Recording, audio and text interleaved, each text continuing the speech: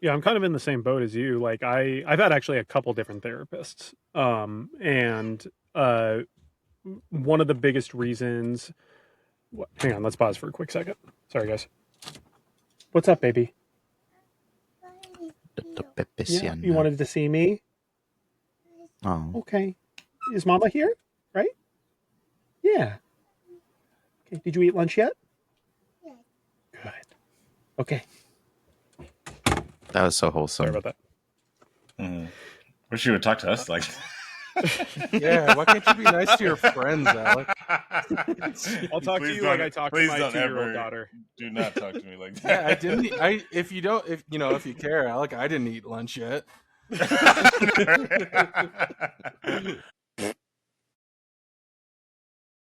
Hello and welcome to the Dying Carcasses episode 13. My name is Alec. My name is Alec. My name is Jared. My name is Jacob. And hello. Yeah, that's close enough. Whatever. Yeah. How y'all doing today? Welcome. Hello. Marimoto. How y'all doing today?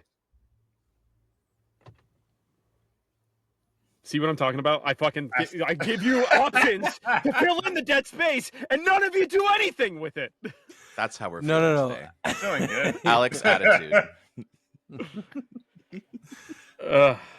Okay, I'll just leave and have another manic episode for the day. We love mania. You should have one live. Yeah, I do every time I talk to you, Slater. Which is funny because isn't today's topic have something to do with that? Yeah, a little bit. What is sure? How are you, Alec? What's been going on in your world? What have you been watching? Well, we haven't started the What's Good section, but I guess we can move into that if you Stick want. to the script, Jacob. Now we got to start all over. Oh, God. Hello and welcome. Oh, God. Hello, and welcome. We're the Dying Carcasses. My name's Alec.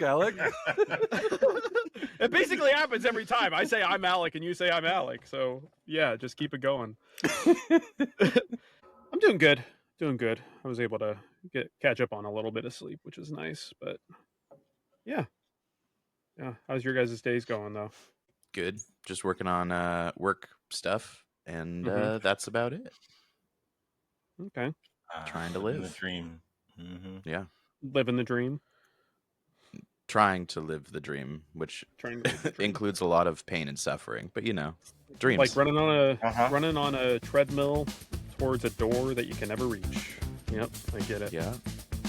Slowly dying the dream. What did you just make that up, Alec? I did, yes. Oh. That was for my brain. That's an English major right there. That's crazy.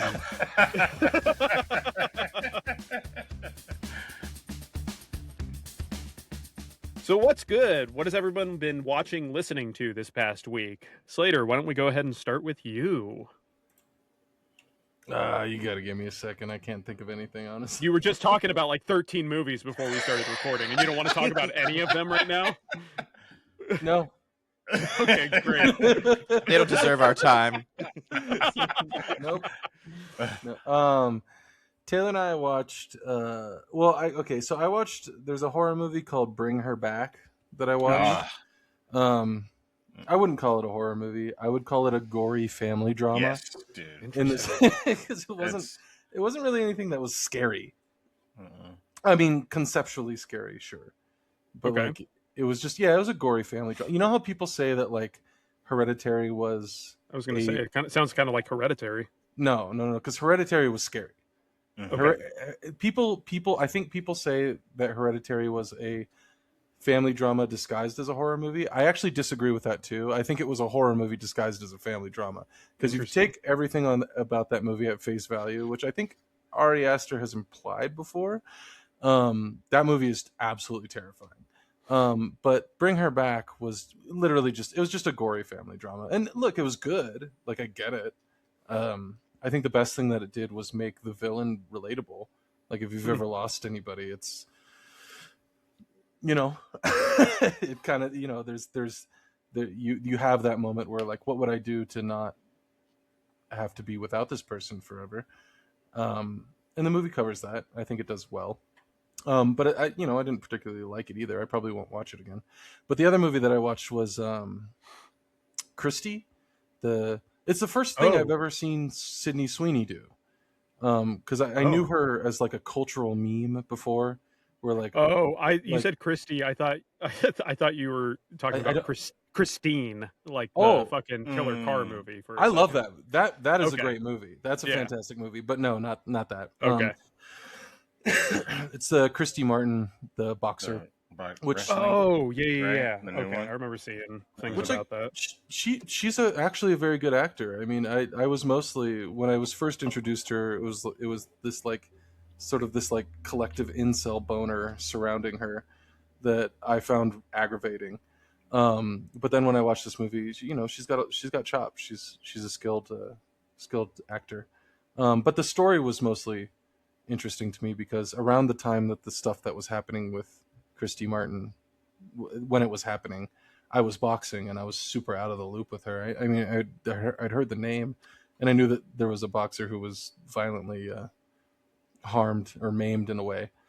Can you go into that? Because I actually don't know anything about that story. I think she is the most famous woman boxer, and she was damn good too. Mm-hmm. And then, but her trainer / husband was a psycho and stabbed and shot her a couple times. She lived. Damn. She lived. But yeah, no, it's a rough story. But they did good. It was a good movie. And it's got Ben Foster in it too. He's great. Oh, I love Ben Foster. Yeah. Like I haven't seen anything that he's done. Everything that he's done, I've enjoyed. Yeah, he's a good actor. He's he plays a real son of a bitch in this movie. So yeah, he plays a real son of a bitch in most of his movies, actually. That's a good point. Actually, now that you say that. No, but I think my only note for that movie is about 30% of it could have been chopped up, or it could have been made into an hour and a half movie, but they took their time with certain things because they wanted an Oscar, so they knew it had to be 5 fucking hours. Okay, so it was like biopic-esque. Okay, nice. Kind of crazy that this sounds like I, Tonya. Yeah. I mean, yeah. And $1 Million Baby, which is just Million Dollar Baby was the first thing I thought of for sure. I like that movie. No, like it is interesting that women in sports like that. Mm-hmm.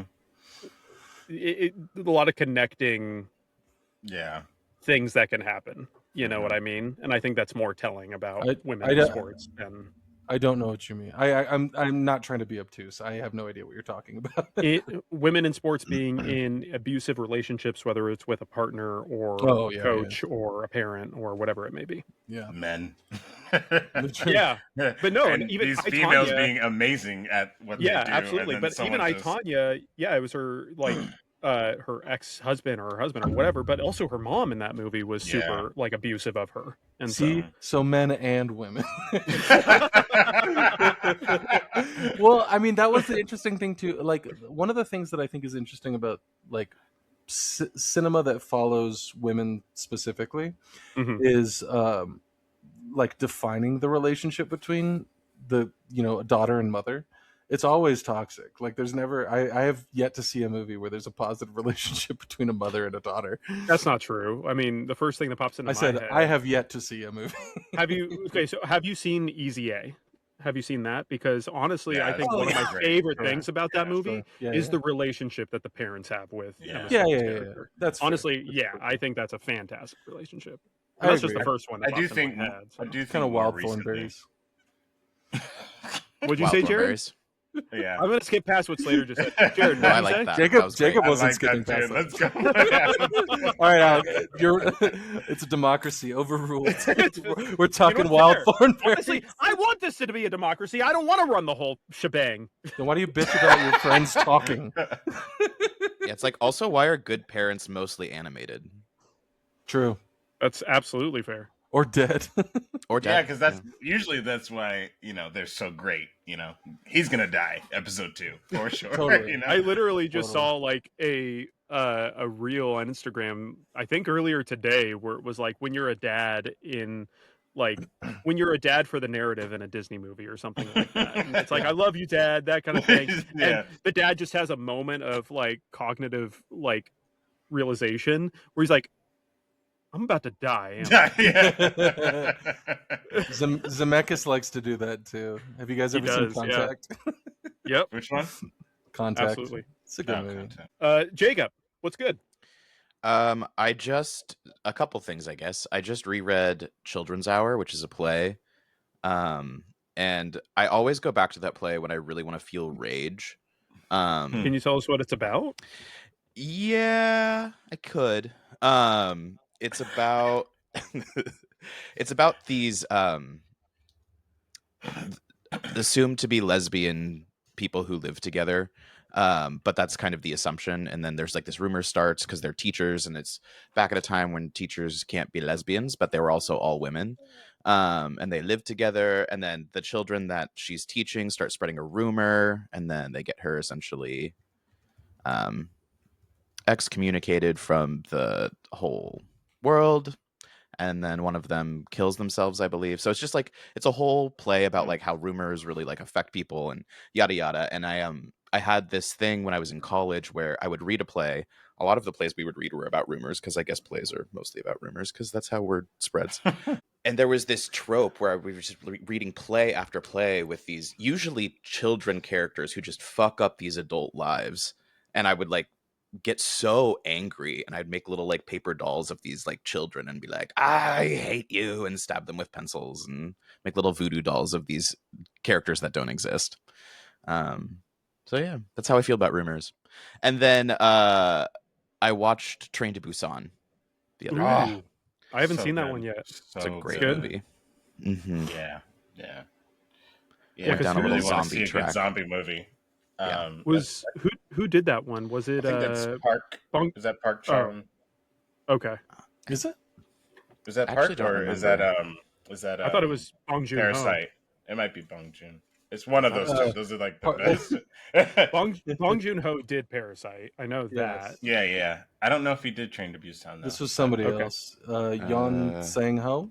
Oh, Yes. okay. Am I saying that right? Oh, is that what it is? Cancel so. me. I think I said it wrong. Fantastic movie. If you want to see a good zombie film.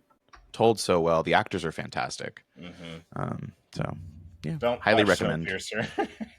Yeah, It's like Snowpiercer, that but one's better. Bong Joon-ho, But it's not. I think, isn't it? Oh, yeah. No.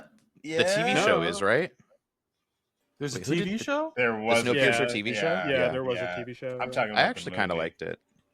I didn't watch the TV show, but I did watch the movie. Yeah, Snowpiercer was Bong Joon-ho. Yeah, That's okay. crazy. I didn't hate that movie. No. I didn't think it was that interesting either. Yeah. Like I we like get it. trains. Jared, what's good?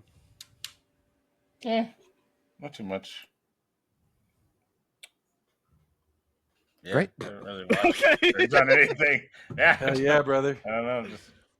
It's just work and. You have to make it up like the rest of us do, Jared. I know. No, you guys actually did something. Oh no, we've been lying about shit the whole I'm time. just making it I'm up. talking about movies I've seen years ago. Yeah, I've never seen a movie before. Yeah, so I won the lottery this week, but I decided to give it all to charity. Good for you, man. Good for you. Thanks, man. Thanks. Bad for us. That's though. called Help setting an pay our intention. rent. Yeah, right. Nope, charity. That's just setting an intention, you know? Yeah, there's a big bike event happening this weekend, so I'm a little scared of work because they're moving people around and stuff like that. Because every time there's an event here, it's just like, it's kind of insane. I'm always so surprised. Is the event called Big Bike? Big bike. Big bike event. No, it's called Jacob was Sea waiting Otter. to say that. I could tell. He I had was- that in his head. I was like, He oh, got that Big in Bike. He was waiting for the right moment just to throw it out there. Is it cyclists or is it like real human people? Like Oh. motorcyclists or Is it No, motorcycles? yeah, Is it I know, bikes? I know, Yeah, you what's, mean people. who's Big Bike? yeah. Big Bike Corporation. Yeah. No, it's like it's fake.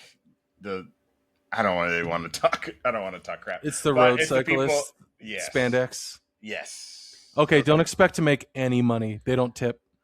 They don't No, they tip. don't All tip of them, because every they're one of them too is going to go busy. to hell, actually. And they're all going Every across one the of them. country. There's not a good one. Sorry. Anyway, carry on.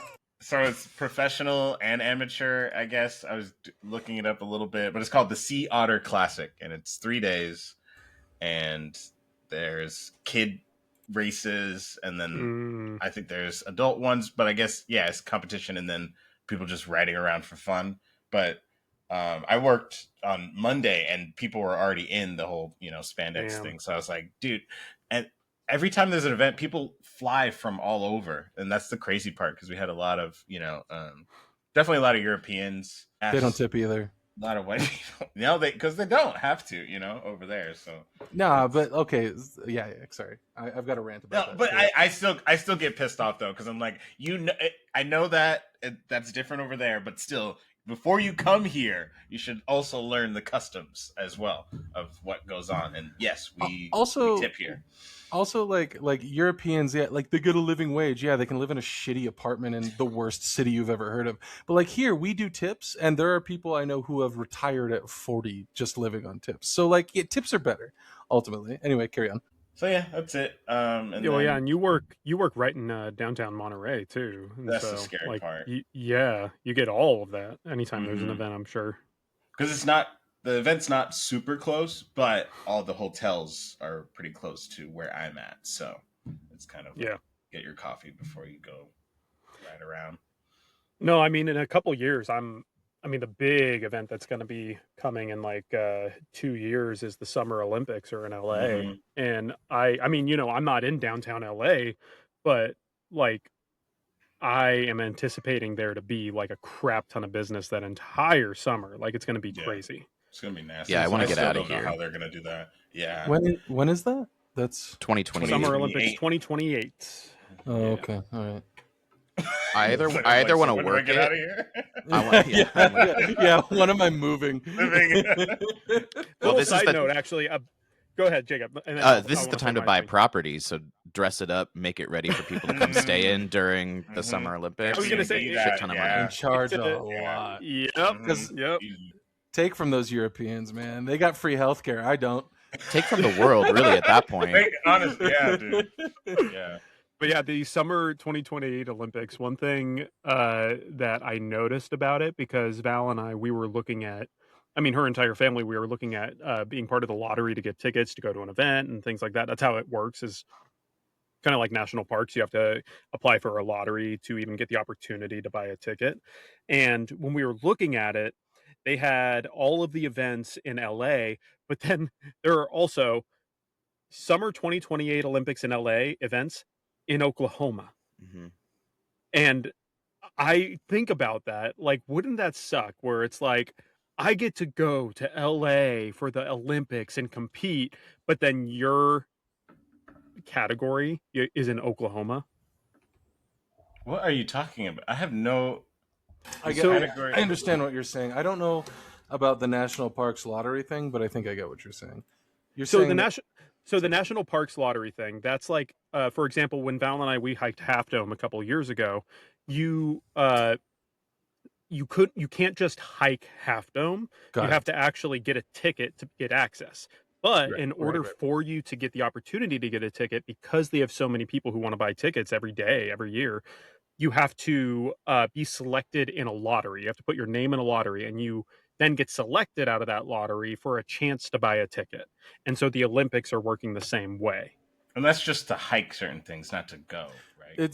That's specific. You're not talking about going to a national park. I was like, forgive me. Yeah, I wasn't. I said national parks. I meant like, we forgive you. Events in national parks. Yeah, but no, it's just so interesting to be able to compete in LA for the Olympics, but then you end up having to go to Oklahoma.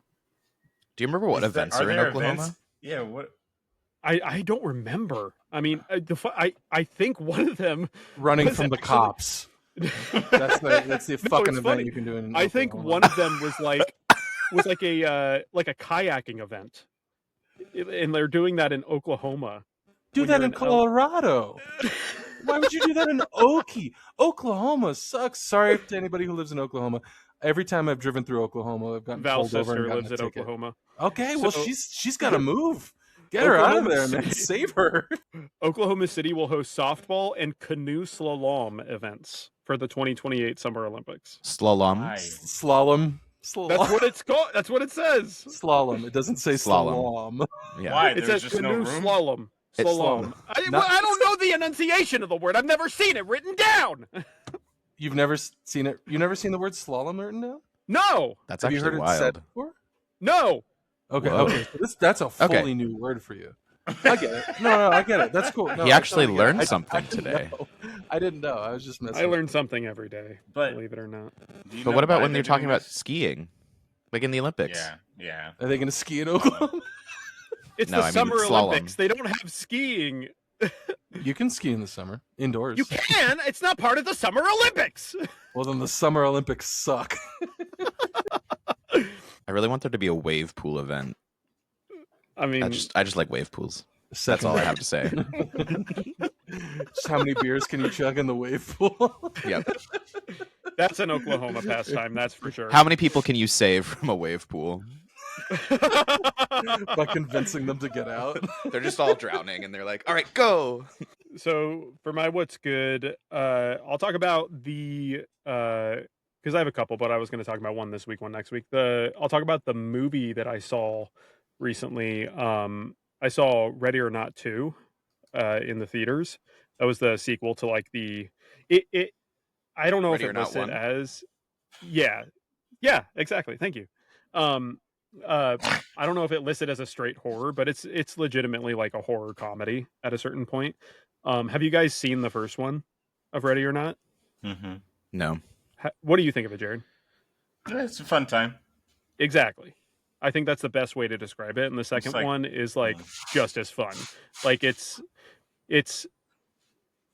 funny, like it's like almost horror comedy, not like scary movie slapstick style, but like Mhm. it just has a lot of funny moments, and the way they play on the comedy and just like the errors of humans is hilarious. And yeah, it's just one of those movies where it's just a fun time, honestly, and I really enjoyed it. It was good. What's the thesis? He wasn't homeschooled, Slater. Is it about family again? Is it about the family dynamic again? Or no? Are you okay? So Jared, I feel like that was. I'm sure Slater's was a genuine question, but I'm not going to humor him. Jared, yours was a genuine question though about family. Hey, no, I have I this was trying to podcast help. with my friends where when they ask me questions, and when I ask them questions, I don't want to freaking answer. All right, Alec. Yeah. No, Alec, keep doing what you're doing, man. Thank you. I will. Jared, are you genuinely asking that I because was just the trying to help because I know the first one had the family dynamic of her. yeah, I mean the getting second made one, the into family dynamic is that her sister is involved in it I see. essentially. Oh, right. Yeah, but it takes place right after the ending of the first one. But I don't know. What's the fucking thesis of the first one, Slater? I never saw He it. hasn't seen it. I don't know. Jared, what would you Family- categorize as the Family thesis of the can first be tough. Sometimes you gotta murder the family you're married into. I don't know, dude. It's like really. Can I not speak much to the it. manager? That's what I feel. I'm like, I don't know what the fucking thesis is. It's just It's a fun basically- time. It's Go a to the funny movies. a funny It's never Kill just Bill. a fun you know, time. that's basically okay. what it is. You know, so they give her a reason to be like, I'm gonna fight for my life and screw all you guys. It's just fun to watch as she Okay. takes them all And out. it kind of continues that essentially. But then So her it's- sister is involved. She's like, I don't care if I fucking die at this point because I've already been through all of this. But now her sister could potentially be killed, so she's essentially trying to like save her, Don't say even though that. she's not. Is the it like one an that they're going action? You know, Abby. after. Action horror comedy, Okay. I guess you could describe it. No, and it's I not did about watch. anything. Apparently. It's just some images on a screen that are actionable and fun. What is any movie, but like actions on a screen? Well, it depends on who you're talking to. Also, isn't the family super rich too, Alex? Yes. Yeah. And she's not, I guess. So What it introduces in the second one is they're not just rich, but they're part of like essentially like a rich people's cabal of like oh, we got this money because we worship the devil. Mm. And I love when rich people make art about rich people. And they all worship the devil. What That's was fun. that like? It's like, was that Saltburn? No, it wasn't Saltburn. Oh, Oh, Saltburn. I liked that movie because I'm a I could- weirdo. No, I couldn't. it's very pretty, and what's his name is a good actor. Barry Which Keoghan. one? Barry. The guy, yeah. Barry Yeah, Keoghan. yeah. Barry- yeah. The weird looking guy. He's amazing. Jacob Elordi's in that. That's like him Oh, focused too, right? Okay. Yeah, Yeah. he's in it too. Yeah. Yeah, there's a lot of actors in that one. Yeah. Yeah. They act And as they're all very skilled. Yeah, just so. I did forget to say I did watch that Netflix limited series, the Something Bad's Going to Happen. Is that what it said? oh, Oh, I know what you're talking about, but I don't know that anything sounds about it. familiar. Who was Yeah, in it? Something Bad Going to Happen. Probably no one you guys would know. Camilla Marone, Adam DeMarco. Adam DeMarco was in Oh, is it a comedy? Wait, White Lotus. White Lotus. Mhm. That's the only thing I recognize him from. No, it's another kind of like the Ready or Not thing. That's kind of why it reminded me of it. But it's like Oh, do you know what? Val horror. watched that actually. Mm. Yeah, it was, weird. It was super I weird. popped in. Oh, Jennifer Jason Leigh is in it, but I popped in her watching it Mm. to a scene where basically father was having to cut open his dead wife's stomach to pull a Mm. baby out. Mhm. Yeah, that was fun. Yeah, All right. there's a lot of Did he succeed? Is everything okay with the baby? Oh yeah, this was Is the her wife okay? watching. This is that was during a part where the baby, grown now, was looking back at a video of watching that happen. Don't worry, everyone. They're just images on a screen. Yeah, they don't mean anything. They don't mean anything. Yeah, it's a little bit of the generational trauma coming back to affect everybody, which was kind of fun because this couple that's getting married, and it's the first time for some reason that she's meeting his family in this really creepy cabin. But then it plays off the fact that her mother that she never got to meet had a similar situation happen like in a nearby cabin where the wedding's going to happen and all these other stuff. And then there's also like a Grim Reaper essentially who got cursed, and this curse has been going on for decades, and so they're a part of her curse. So if she gets married, that was the whole thing. Unless if she gets married and that's not her true love, then she will die, or he will die. I can't remember which one will die. And so that was the whole thing. She's trying to figure out, is this actually my true love? Because I don't want to die. And that's what her mother actually went through. So it's been going back and forth. So yeah, it was fun. It was like it kept adding so much into it that I was just like, where is this going? That it kind of felt like I don't really understand what the point of this is at the end of it all. But it was really great shots, and then I did get super gory too, kind of like the movie you were talking about, Slater. I did not like that movie. Yeah, it wasn't great. Bring her back. Bring her back. Yeah, I wanted to. I was super hyped. It sounds like because Talk to Me was really good, really good. I really like Talk to Me. Yeah. And that was the same people who made that. But Philippou brothers, I think, right? Philippou is a silly name, but yes, I think you're right. I think you're right. Why is Philippou a silly name? It's Pooh. Oh, that is a silly name. Jared, the thing that you're talking about sounds almost like a grim fairy tale, kind of. Is it like actually something like from that? I don't know. I didn't look it up, but I could see that. I did notice that it might also have been a book. So that this story, so maybe it's playing off of that. But that whole thing came so much later. It's by the same guys who did Stranger Things. So I think sometimes the editing, I feel like sometimes the editing's not great, where it's like has just all these scenes where you're just like, what's going on? What's going on? What's going on? And it's all out of place. And you're like, whoa, that was weird to watch. I still don't know what's going on. And then episode 5, you're like, oh, it's going to kind of all make sense now. But you're still like left with, why did you show it to me like this? Because they keep trying to do the suspense or build it up, and it's not really suspenseful. You're just kind of like, I'm just watching all these awful scenes, and I don't know what's going on, and you're just playing off of that. So, and that's what does keep you interested, because you're like, what am I watching? Well, to quote Jacob, who quoted Alec, it's just images on the screen. Like, you really, it doesn't mean anything. It doesn't. It's just there for you to observe. And that's what we call a callback. And on that note, we're going to take a quick little ad break. And when we come back, we're going to get into our main topic of the day. We're going to get... I knew you were going to fucking give me shit, Matt. I knew you were going to fucking give me shit. Look, I'm a leftist, but I am sick and tired of this pro-train propaganda. You know what trains are good for? Getting you to work, the bar, and home. You know what they're not good for? Exploration. What these pro-train propagandists actually want is to shrink your world to make you noting, but a competent worker, not a better human. I see right through this corporate bullshit, and you should too.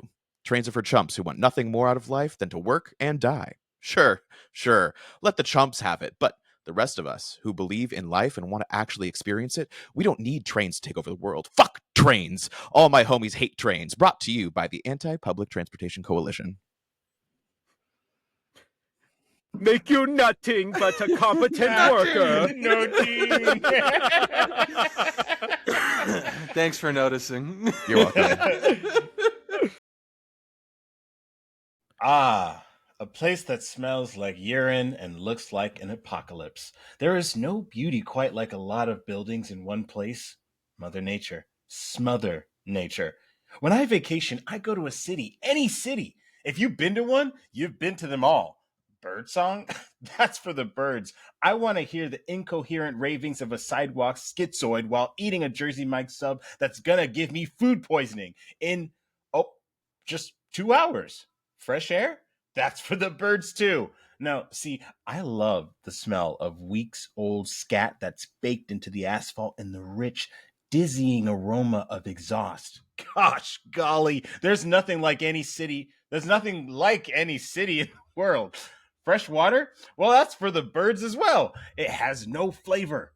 You know what has flavor? City tap water. Tastes like Auntie Maureen's oxys she flushed down the toilet last week when the DEA showed up at her door unannounced with a warrant. You've never even had water till you've been to Flint, Michigan. Now that's flavor. Flavorless water is for the birds. I hate birds. You see, what are they doing up there? What are they looking at? Why do they think they're so much better than me just because they can see a little more than I can? I killed 2 birds with 1 stone last week. I murdered them just like that. I felt nothing but pure ecstasy. Yesterday, I petitioned for more windmills in cities because I know they kill birds by the dozen. You know who my hero is? Fellow bird hater, Diamondbacks pitcher Randy Johnson. You saw what he did to that bird.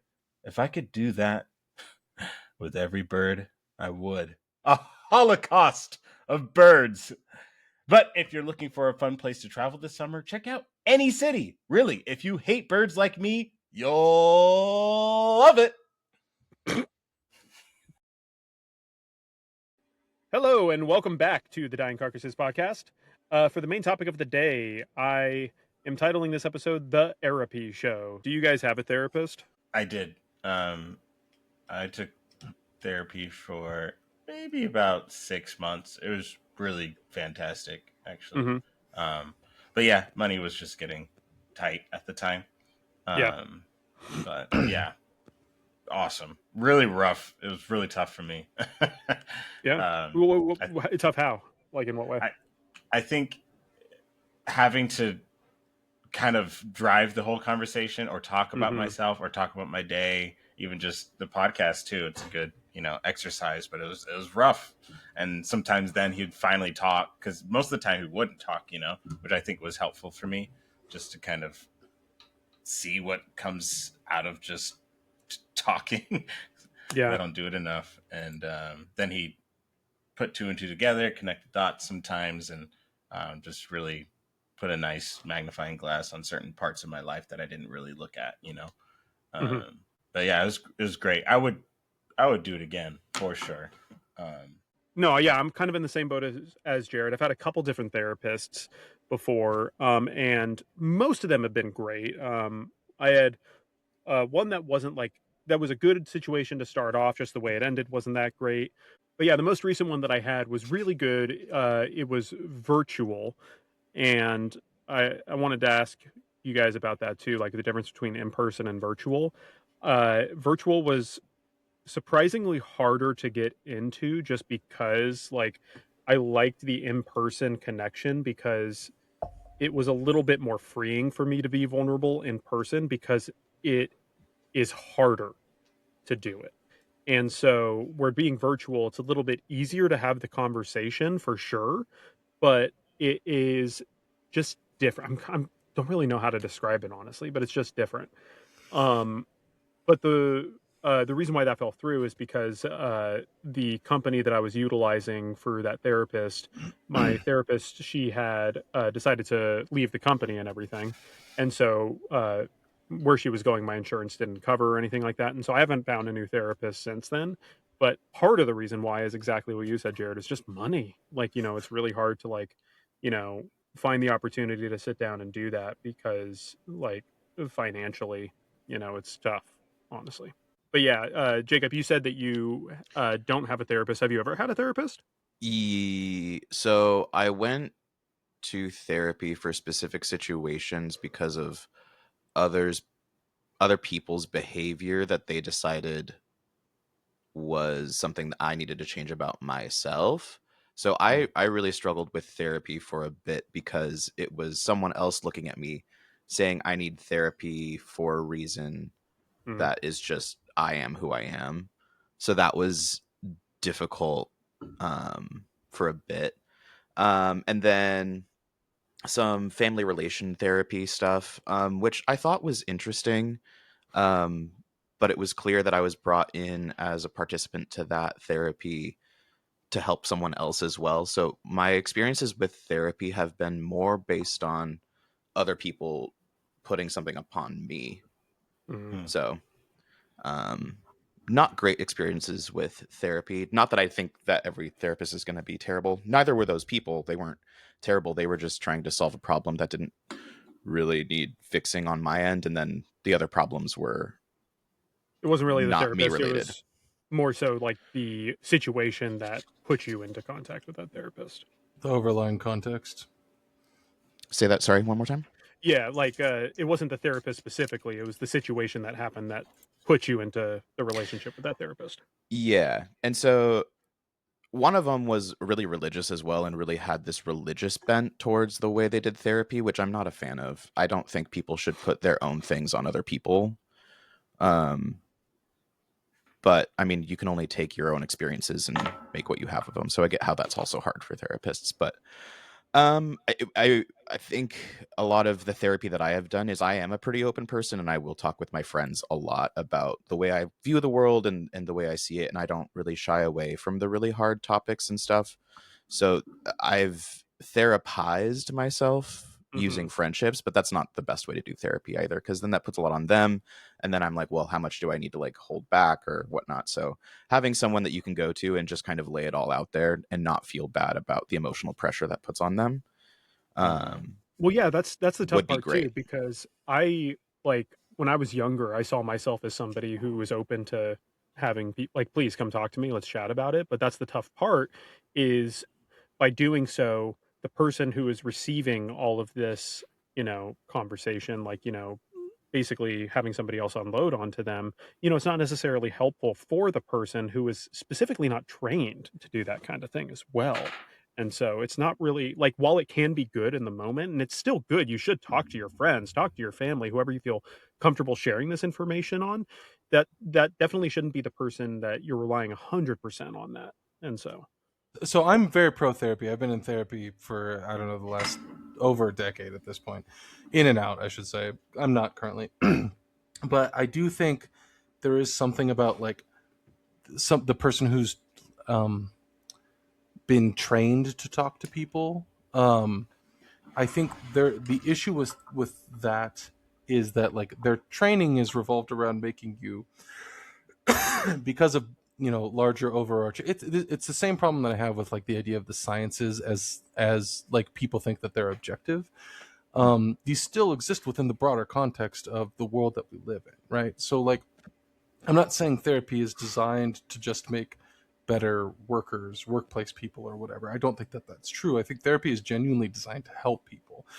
But I think that like the trained conversationalist thing, where that gets a little weird for me is, yeah, I would rather, like most of the time, I would rather tell you guys my problems or my wife my problems, specifically because you aren't trained, because you guys are the people that are actively always in my life. Like I've never been close friends with any of my therapists before. I can't solve that. It just abstracts the problem a lot of the time, which doesn't actually solve the problem. It just builds this sort of like secondary model for the problem for me, right?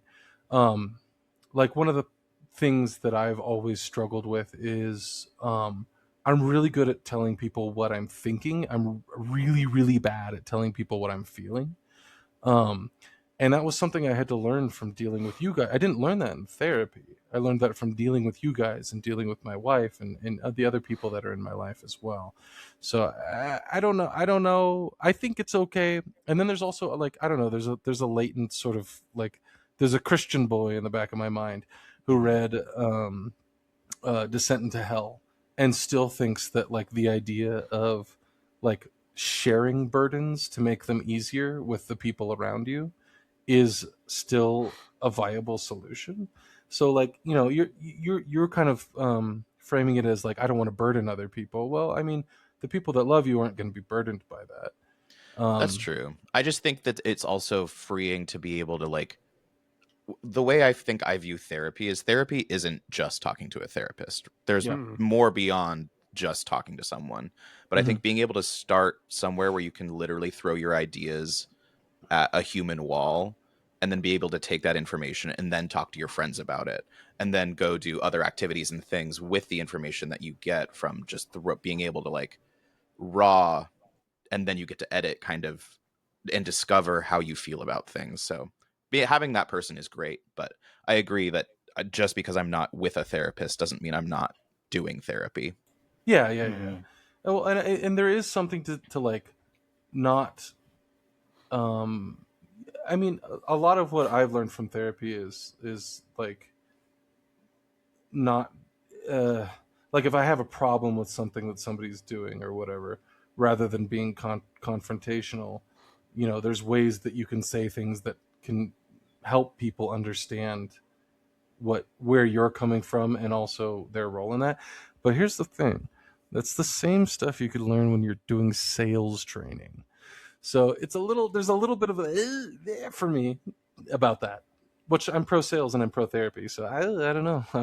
Maybe I'm anti me. When you listed, correct me if I'm wrong, did you kind of categorize like therapist as a trained conversationalist? That is not all that a therapist is, but that is definitely one of the things that they are. I would, because I don't know if I see them as like a trained conversationalist.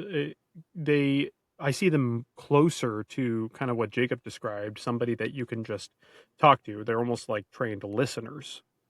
Trained listeners, fine, but I would say that the key to conversation is being able to listen. I think it's all jargon for the same being, though. Like we're all talking about ways of looking at it that we might interpret it, but ultimately it comes down to the same basics. That is what I'm saying. Yeah. I mean, the most important thing, just to kind of like chat about, is okay, to be fair, I know I'm a terrible example of this, but you should never like keep anything in. You should always have somebody that you talk to and let things out. Holding things in are not great, whether that's a therapist, if you have friends to kind of converse with and all that kind of stuff. I say that I'm not a great example because I'm awful at telling you guys how I'm feeling, because I feel like I don't want to burden you with it. I was gonna double down on that as well. Yeah, Well, exactly. I think you both have gotten better for sure, and I feel like we all have in our own ways. For especially from the beginning. I mean, Mhm. everything was not fine, but if you asked us, everything was definitely fine. Yeah, You know? 100%. And it's definitely up and down nowadays for sure. But I feel like I'm definitely more in tune with where you guys are at more frequently than before, even though we're so spread apart. The other thing I was going to say about therapy, because my situation too, I think a lot of stuff was going on when I jumped into it, and that was could have been rough, but I went into it though with this mindset of what I wanted to get out of it. And I think a lot of people just go to a therapist and like are just going to just yap sometimes, or you've definitely seen the people who maybe don't have close friends they can talk to or a therapist, and it's like, you can't just be telling this to anybody. That's crazy, and sad too. But I think people think just going to therapy sometimes is the healing, and that's like not even, what, 40-50% of it, I agree. I mean, the whole meme of like go to therapy, or men will do anything except for go to therapy, or whatever, is whether or not that's valid is whatever. But like the whole like go to therapy thing is like, oh yeah, that's the solution. I'm in therapy. Well, sometimes the people that go to therapy learn words that they weaponize against people. Like it's because they're good at lying to their therapist too, and also because it's Alec, you made or Jacob, you made the point that like, yes, someone should not impose, a therapist should not impose their beliefs on the person they're therapizing. And which then relates specifically to there's the me other being end. gay. So as far as like, because I think there are things that people As a can, therapist, you as a shouldn't therapist- be gay. no. Just that I think all that to say, I think there are valuable things that therapists can bring from their own experience that they can put on people and say like either by example or by whatnot. I just mean from the sense that like therapists telling me I shouldn't be gay because of their religious beliefs isn't something that works. It's insane, Yeah. actually. I still don't think they should put any of their beliefs on you in any sort of way. I think sharing them is one thing, but shared it should be experiences a are different than journey of beliefs. them helping you find your Yeah. absolutely. Yeah, Well, I would ask Annika because I feel like that's a huge no. I don't think you're supposed to do that at all. No, I think that but that would be a good conversation, because I remember one of the therapists I had. I was maybe at my most. I was deepest into my general psychosis that I think I've ever been. But we were talking about stuff, and she just said, "Well, I think that." I also asked her questions too. But one of the things she just said, I think this, and I believe this, and this. I understand where you're coming from, or whatever, and it helped change my mind about things. It was just simply kind of like how we have discussions, where it's just basically like, I'm willing to hear you out. I'm willing to understand where you're coming from. And I don't believe that what you're saying is true or accurate, but I'm willing to hear where you're coming from. And I think that alone is, I mean, that's a powerful tool. I don't know most people other than us and the people that we love, and therapists. I don't think that there are many people that are capable of doing that, because it's a very difficult thing to do. But that's that thing, Jacob, that you were talking about, that I'm not imposing a belief, I'm telling you what I think. Which is also a hard distinction to make, because if you believe something truly, right? It's if somebody says the opposite, it sounds like confrontation. So there's a way to do it. I don't know how to. I agree. Yeah, I don't know how we did it, honestly. I think because I feel like I would have been in a very different place if I didn't have you guys as friends. And Same. I feel like just bringing me into it really opened up our friendship a lot. Like, we were all very, very close when we were younger, but it opened up, I think, our level of friendship a lot more when I was able to be like, this is who I am. And just, I hate always going back to the gay thing because, like, yeah, I'm a gay man, but It's like not your only being able to personality, be Jacob, honest, okay? it's yeah, it's my actually my only. Why is he personality. pushing his lifestyle on me? So sorry. But just that when I was able to be open and honest, it deepened our bonds as friends. So I think Definitely. there's a level to that as well. But also when I was younger, I was a therapist for most of my friends. Yeah. Just Yeah, like you were. the person Yeah. that everyone came to talk to, because I don't know. Well, and that kind of goes Kind- back to what I was kind saying. boy. Like, my biggest concern in those scenarios is like making sure that, like, yeah, you can be that like sounding board for your friends and all that kind of stuff, but still make sure you're taking care of yourself. You know, just being a sounding board. Like, I think in the past, there was a previous job that I had where I described myself as like the sponge of the company. I would just absorb all the stress for everyone else, so that way they didn't have to feel the stress in there. Terrible. But then what does that do to me? You know what I mean? And Bro, I've been there, man. I didn't have any gray hairs until I started doing exactly what you're talking about. I'm not even joking. Like, I mean, it's hilarious, but yeah, I'm not even joking. I know exactly what you're talking about. yeah. But that's the idea of like therapists have therapists, right? Yeah. But friends have friends too. I don't know. Hopefully. Yeah. I Good- can't good speak for ones, everything. you I'm know? speaking for us. Yeah, because we have actually a positive, I think. The conversation that I'm thinking of right now is the one where I came back from Massachusetts and we were all in the bathroom together. We were at the bar in Hermosa. Yeah. Yeah, That's right. yeah. When Yeah, we have that photo of us. when you guys were like, "Bro, are you our friend?" And I was like, "Fuck, I suck at being our friend, your friend, our friend, your friends."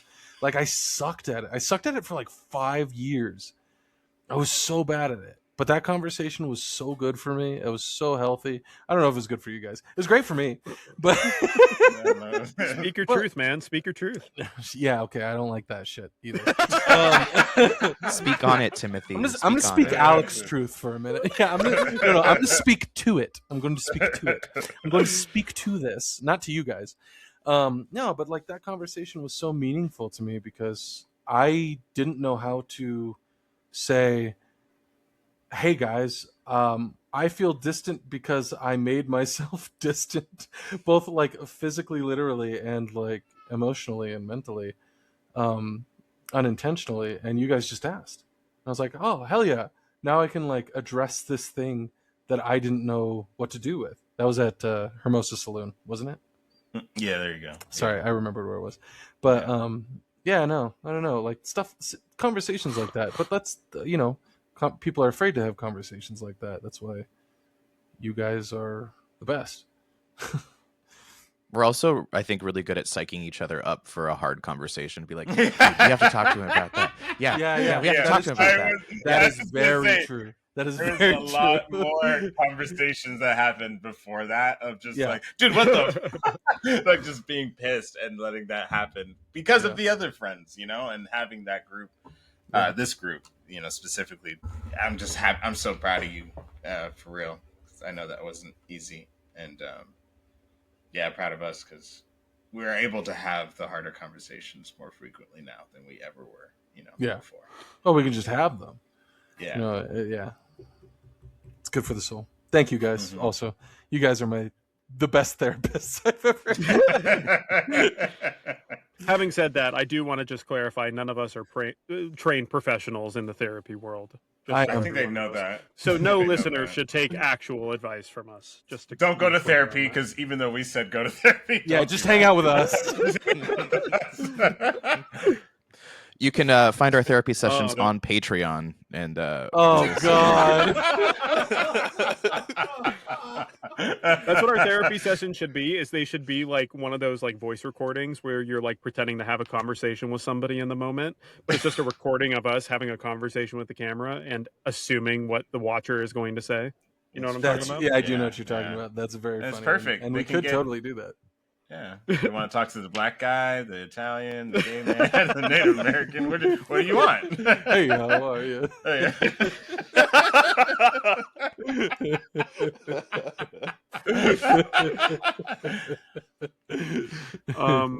One thing I did want to ask you guys, because I was thinking about this for myself, like, I have, like, obviously, I have depression and stuff like that I deal with, anxiety.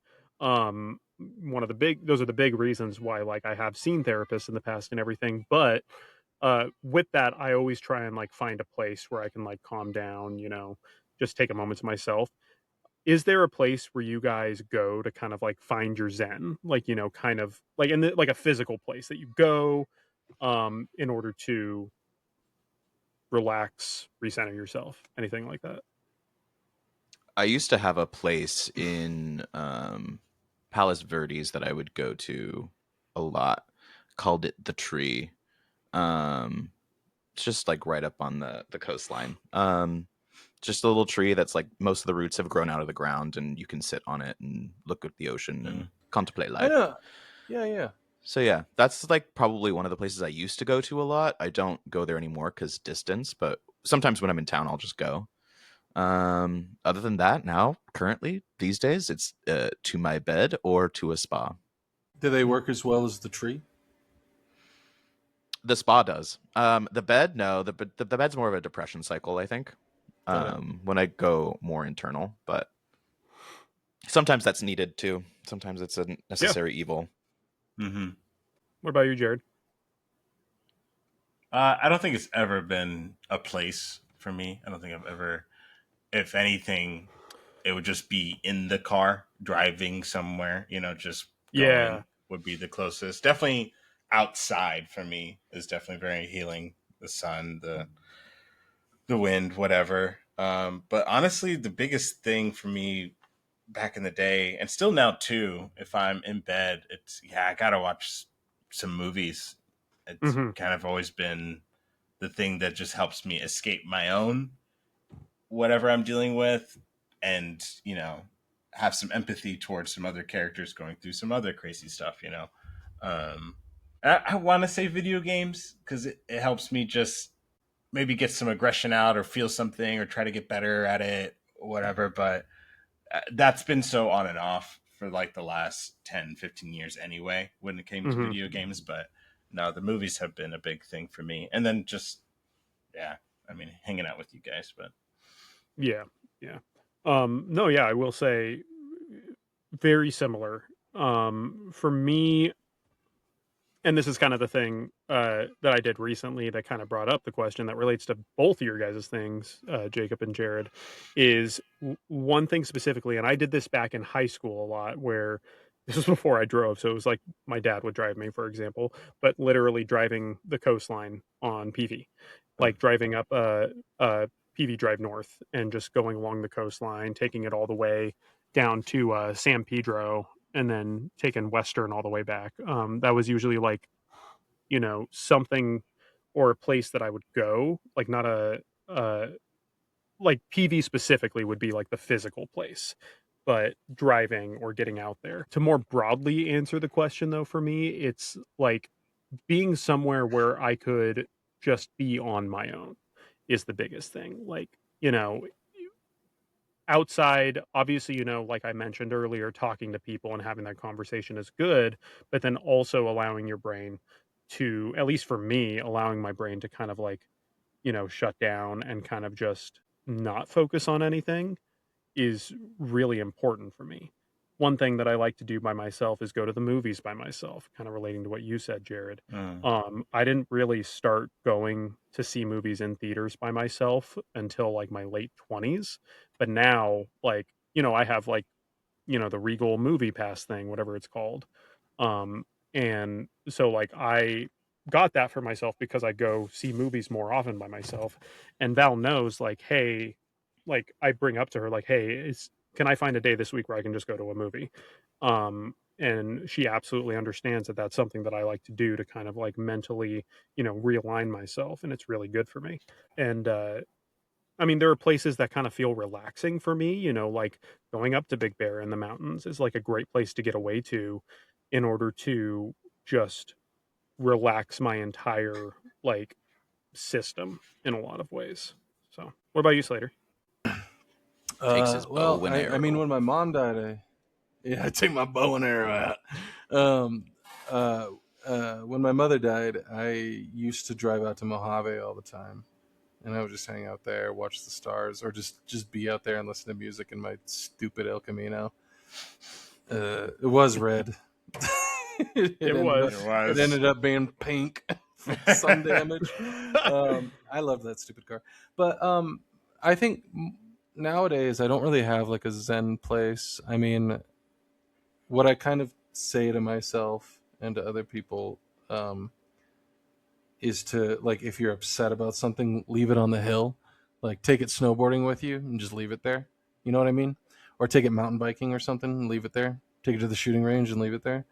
I haven't really had a whole lot of opportunities to do that lately. So, I mean, if I have the opportunity to fix something, like, or build something, it's not really a place, but like working on my car, always, it's just, I'm just buzzed after that. It's awesome. And that is sort of the place where I can focus and just sort of like not exist for a little bit, because all of my attention is focused on this thing that's outside of me. Which is also why I never lead the charge. Why I will never lead the charge on like trying to help somebody with something, because if that's my Zen, that's like I'm just gonna try to fix this other person like a like a broken motor. But yeah, no, that's mostly it. If I can fix something or build something, it's not a place. Yeah, I will say, I just got to throw this out there because it popped in my head. Leave It on the Hill does kind of sound like some Disney Channel original movie advice. Damn straight it is, and it's damn good advice. If somebody wrote that, if a Disney Channel original person wrote that, they would have a good movie. But they didn't write that. They didn't. It's like, oh, don't marry somebody after knowing them for 2 weeks. Like, oh, okay. Also sounds like the theater thing to leave it on the stage. It is. No, Yeah, but it is. yeah. It is that, though. It's the exact same thing. It really is. It's a cheesy line is basically the point that I'm getting at, but I know what you're doesn't saying. make it any less true. It doesn't make it is. It's straight cornball, but it's, it works. Yeah. But yeah, you guys also kind of spoke to like the next thing I wanted to ask, just like ways for you to like mentally wind down, shut off your brain, that kind of thing. Jared, you kind of talked about turning on a movie, playing games. Like playing games for me is definitely a big one. One thing that I absolutely do that I'm trying to be better at steering away from is just scrolling on my phone. It is definitely a way for me to like, shut myself off from everything around me, which is also not the healthiest thing, as opposed to finding something that shuts down your brain. Because I feel like there is also that balance where, like, yeah, shutting off your brain shouldn't mean you should be shutting off your brain to the things going on around you as well. What is that distinction then? I don't understand the difference. The difference between shutting off my brain is doing something that can kind of occupy my time, make me forget about things that are going on in the outside world, but I'm still present for my family.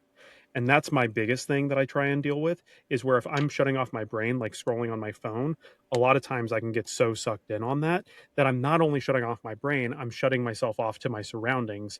And so I'm not present for my family. And that's one of the things I hate to do. So you like, know what I mean? like self-isolating versus not sweating it. Yeah. Or being present. And there's times for me to self-isolate, like going to the movies by myself. That's a perfect way to do that, where my family's not around. But, especially with my kids, I want to be able to be present for them. And so I'm trying to be better with that by still making sure that like I can find something to do. Like it could be video games and I could shut off that. And a way to do that is to like connect with my boys with playing video games, or watching a movie, turning on a movie that I love that I can connect with them for, or just finding different ways to shut off my brain while not shutting myself off to the rest of the world. Because it's one of those things where it's like time and place. There's definitely a time to do that. For me personally, like I don't want that to be when I'm with my kids. Yeah, I get that. I get you. Yeah, I think for me, for that same scenario, it wouldn't be like video games or the movie necessarily, but a big one for me is cooking. That's like the most like therapeutic. Absolutely. Almost for me, a couple hours. I didn't think about that one, but that's a big one for me too. Because me and Annika fight all the time about who wants to cook, because I think it's therapeutic for both of us, to have this mission and maybe make something new, or like, I want to make something good for her kind of thing. And so, and then we might have a movie on or something in the background, but, or talking over it. But yeah, that's a huge one for me. I like the way you framed that too, because it's a mission. It's something I'm doing something that adds value, while also getting lost in it. And I think it's the same thing as the fixing things stuff, or not so much all the activities I like to do with people. So I don't do them if there's not people who will do them with me. But like something like cooking or whatever, you're adding value and you're getting lost in it. I don't know. I think that is a Zen place. That is a significant Zen place. Sorry, Alec has a question. Yeah, I do. A genuine one. Jared, follow-up question, though. You talk about it being like a Zen place and you and Annika fight over who wants to cook for who, that kind of thing. What about cooking together in the kitchen? Oh, yeah. We have done that a lot of times, too. Not as often. I think I get greedy. Would you find would you find it equal to, less than, more, like... Oh, equal to, for sure. Okay. I think sometimes the harder part is trying to explain what I'm trying to make, you know what I mean? Or be like, oh, okay, can you make this? And then the recipe says this, or whatever. Then I have to kind of like explain more. Yeah. It's like teaching people at your job when you have to train. And like, I know how to do this every day, but now I have to tell you, and now I feel like an idiot. For sure. Well, and the reason why I asked that is because for Val and I, like, there's certain like, I don't know about you guys and your partners, but for Val and I, when it comes to building furniture together, impossible. We can't do it together. We get so pissed at each other. But with something like cooking, it really depends on what it is. Like, we do a good job cooking with each other. It doesn't have the same therapeutic. It doesn't feed us therapeutically in the same way as doing it like on our own. However, I will say that there are specific things that we cook where if we're both making dinner, it can be therapeutic. For example, like cooking steak, like a steak dinner or something like that. Usually, like I'll cook the steak and she'll make like the sides or something like that. Or sometimes it's vice versa. Like that's the other thing too between Val and I like cooking steaks, like pan fired steaks. So like on the stove and then putting it in the oven, finishing it off. Yeah. She actually is the one who is the grill master. So anytime we do grill cooking, she's the one who cooks on the grill. Believe it or not. Interesting. No way. Yeah. I don't believe it. Well, believe it, bitch. No, but I get what you're... Sorry, Jared, what were you going to say? Yeah. No, I just... The time that's the most therapeutic for me and Annika, for sure, when it comes to cooking together, Thanksgiving, bro. We go hard together, and it's so much fun. She does love that all the sides, which is like 10 things, and I just do some turkey or chicken, and I don't know, some other meat or whatever she needs me to do. But yeah, we have a blast. That's all day. We're just cooking all day. Well, that's the Jared. I know you and I have talked about this, but there is something about like going into war with your besties, you know what I mean? And there's cooking is not going into war by any stretch of the imagination, but like this, like it's a metaphor. We get it. So we have this end goal that we're trying to reach. Thank you, Alec. Just talk to your therapist, man.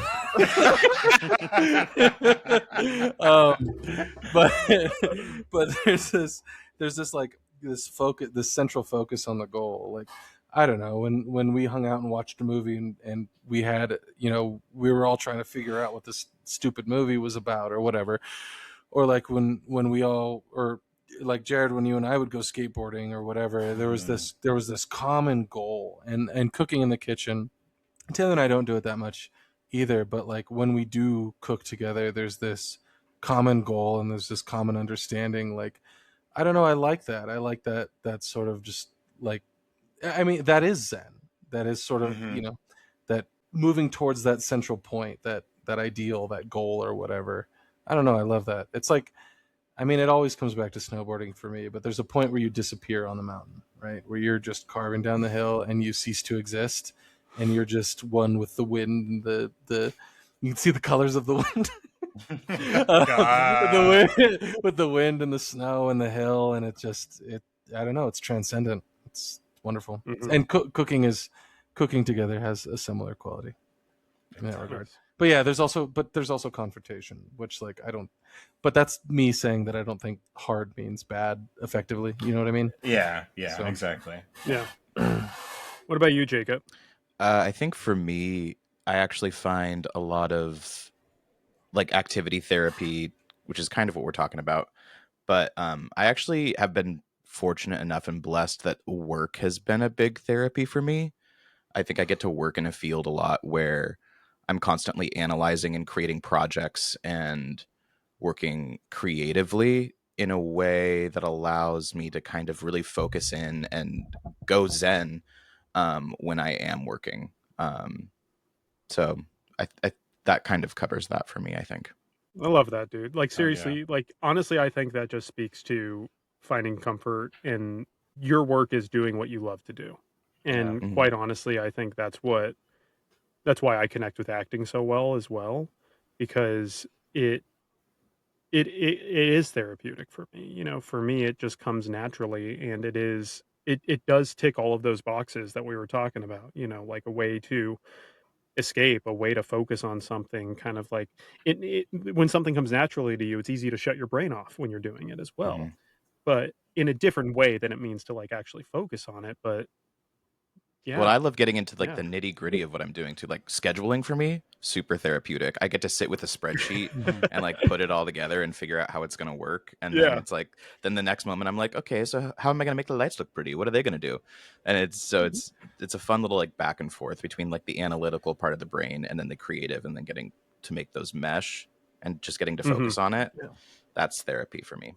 I would also add to that. I mean, you guys are both competent actors, and Jacob, you're a competent planner and director and all that stuff. Like, I think the like, Alec, I wouldn't say that it necessarily is something that comes naturally to you. It's something you trained a lot for. You spent a lot of time. It comes naturally to you now, but like That's fair. the thing that's zen about it is competence. It's I can do this. It's that sensation. I don't know if that's necessarily accurate, but like for me, maybe Would I'm you say just like comfortability? competence. Like you're competent at it. You're good at it. It's something you can do without having to.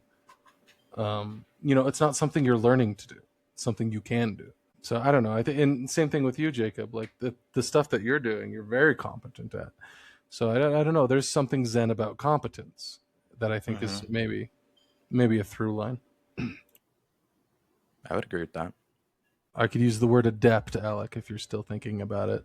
No, I'm just trying to like sit with it for a second, because I'm competent at my current job. It doesn't mean that it's therapeutic. I think that's I would only say that that's different because the way that you're forced to think about it is the whole store, right? You are competent at your job, but you're not competent at other people's jobs that need to make the whole store function in a specific way. Does that make sense? And also, it's something you have to do. It's also To make something money, you have to do. have to do it to survive. But We that don't was act, my counter to that was that Jacob is doing what he loves. Like my counter to that would be that Jacob is doing what he loves. right. So like I don't know, like I would say that it's more about, but you're doing what you love, Jacob, and it is not necessarily completely hinged on you, but you're also working with other competent people, I presume. For me, I get to find therapy in putting it all together, even though it's not based just on me, and it's oftentimes is frustrating or it's hard, but I get to sit with being able to enjoy it. It's because I do what I love. Yeah, right. So yeah, wouldn't that Also- speak less towards competence and more so doing what you love? I would say it speaks to competence with regards to your ultimate goal, right? So like I'm competent at fixing my car, and my goal is to fix my car. You're competent at being a manager. Your goal is not to be a good manager. Your goal is to make money for this business ultimately, or to get paid. Does that make sense? It does, yeah. I think I do wish a lot more people, especially in at these jobs, sometimes I'm like, I really wish you either played a sport or did something team oriented, because you have these people sometimes at work where it's just like, you are not the only one here. If we actually decided to work together, this day would be so beautiful and easy. Yeah. But they just want to, you put me over here, I'm just going to do this. I'm not going to restock. I'm not going to help you see if you need help. I'm not going to do any of that. I'm just going to get through my 6-7 hours. And it's like, dude, that's miserable also. And why not help? Like, that is my perception of team sports generally, though. So I think team sports are huge in every school, though, right? Like, it's hard to meet somebody who hasn't played a team sport at a time. No, I would disagree. A lot of schools don't have every sport. A lot of schools aren't good at it. So sometimes you don't really have those people, those schools playing the sports. But I think you could say that for most people, team sports have touched a part of their lives in some way, even if it's just by being somewhere where they're watching a team sport. I think enough people are aware of it. So I guess maybe I'd say you've never heard of a fan of a skateboarder punching his TV and then beating up his wife, but every team sport fan, or not every team sport fan, but for every team sport, there has been at least one fan that has punched a TV and beaten up their wife. So that doesn't feel like that good teamwork to me. But that's not the team sports fault. That's the individual. Yeah, and they didn't play sports. No, I agree. Probably, it is, but I think that's the problem with the sport, is that it cultivates in a weird way a bizarre only individualism. Fans, though. Only the fans. But like they all grew up playing football. I doubt it. Everybody grew up playing football, bro. I played football and I didn't like it. On a team. Yeah, no, I didn't play it alone. What am I throwing a ball back and forth? In a structured environment, or like for fun. Yeah, no. Well, both. Like little league football. Yeah, literally, like little dumbass football.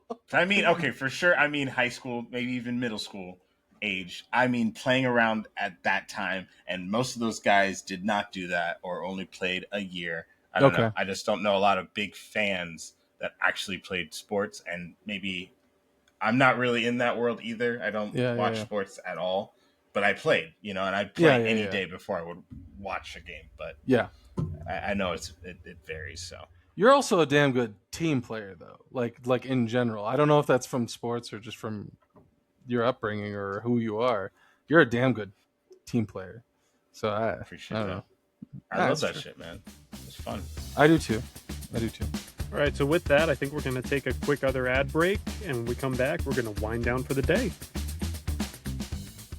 We have them now, available only for a short period of time. At the low price of $5.99, twice monthly for 7 years, you can get one too.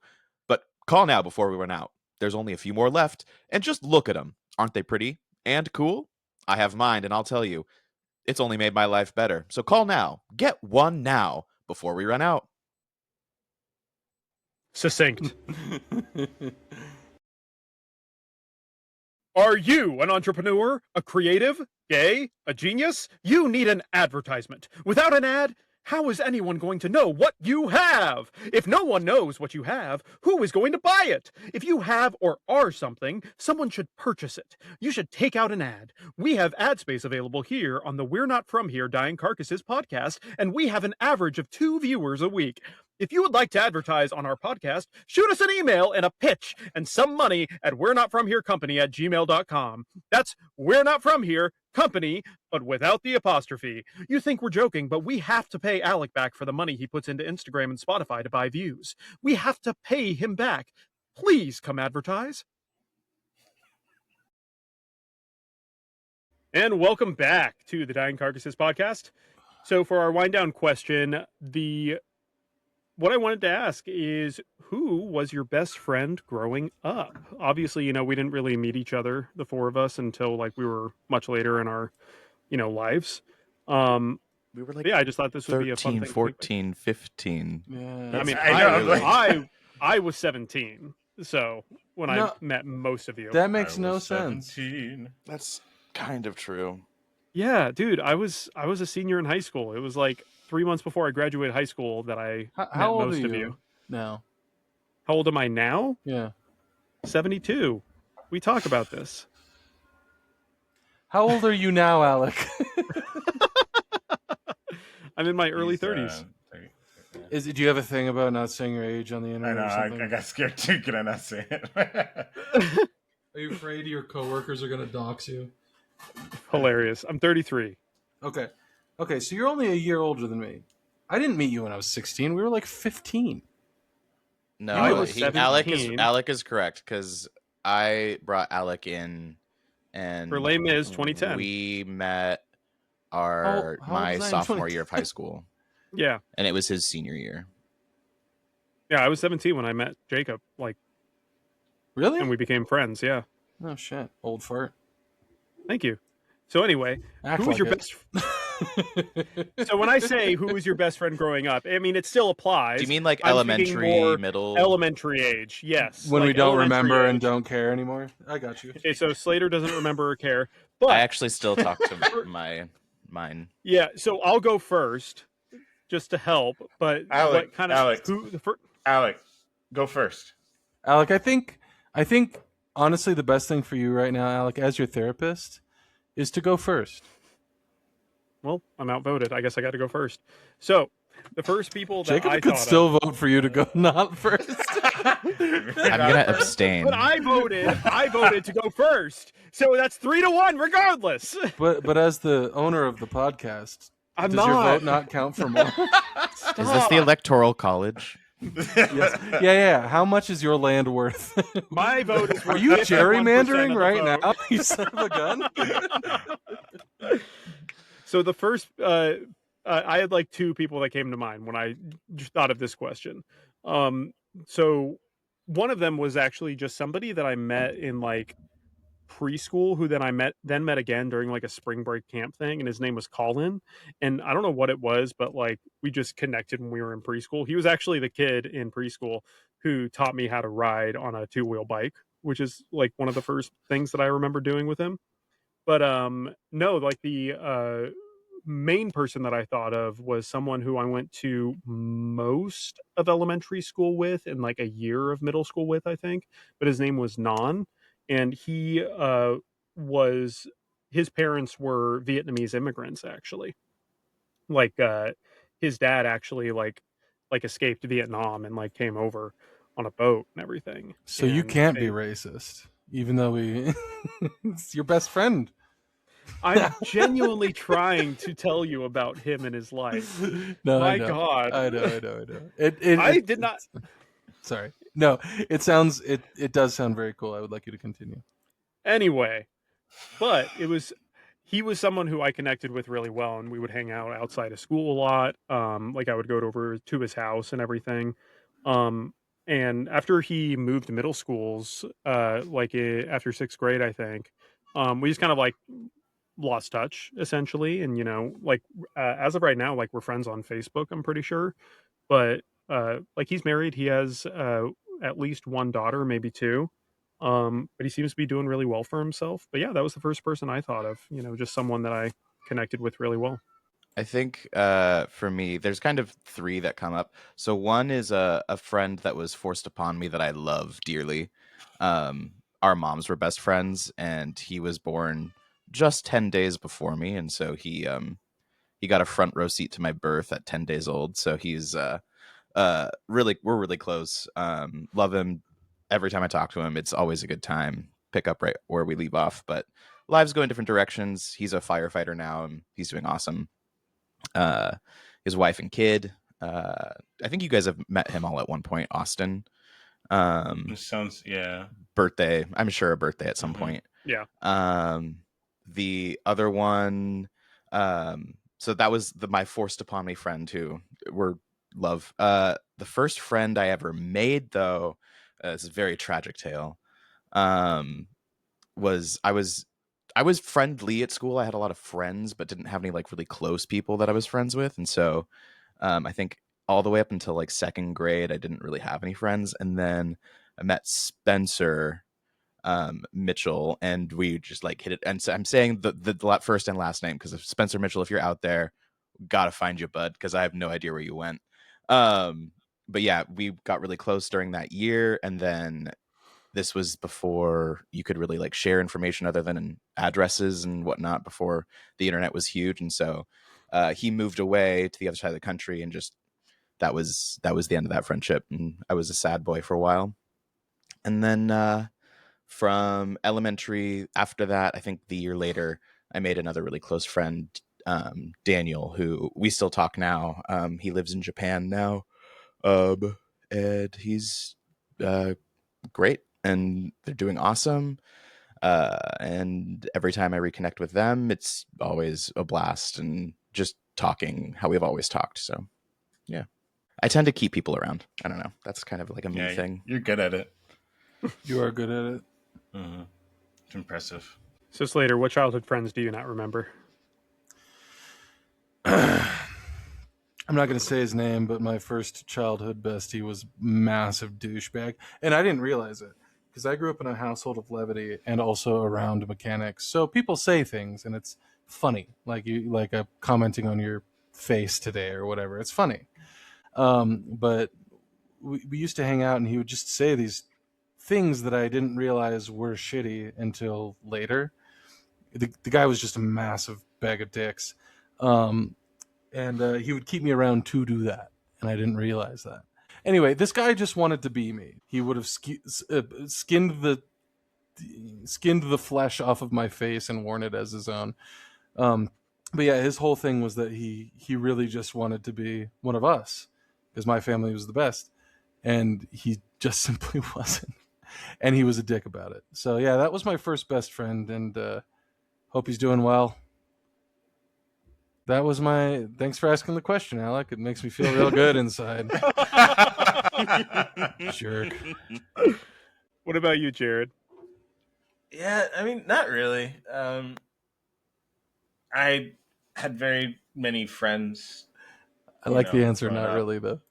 Yeah, I know, who was but your not best friend growing up? Not really. Not really. Not really. Not growing up, so yeah. I get it, was, probably my cousins, like all my that's family what I would have members thought on for both you. sides. Yeah. But I was just trying to think outside of that scope, and I never really had anybody that's stuck around long enough, and I moved a lot.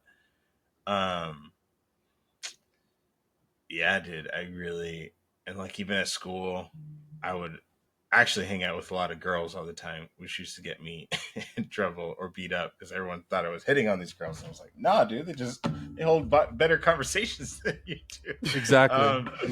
Exactly. Just talk.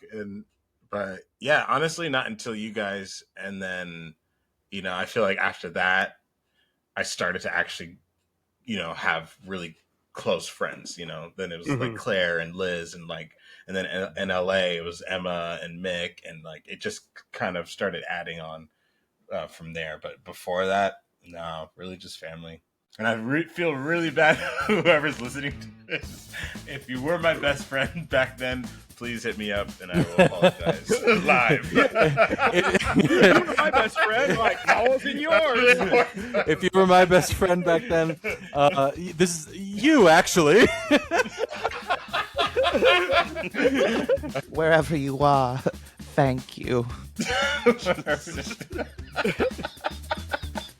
Thank you guys so much for listening. We post new episodes every Friday on YouTube and Spotify at We're Not From Here Media. You can find our clips on Instagram and TikTok at We're Not From Here Media, X at WNFH Media. We stream on Twitch together and separately. Alec's not from here, Jared's not from here, Jacob's not from here, and Slater's not from here. Also, we have a Patreon. Be sure to sign up at We're Not From Here if you would like to see exclusive content you can't see anywhere else, and listen to episodes before they come out on other platforms. Be sure to give us 5 stars, like our content, and subscribe on all platforms to be up to date on everything that we post. You have been listening to The Dying Carcasses. Thank you.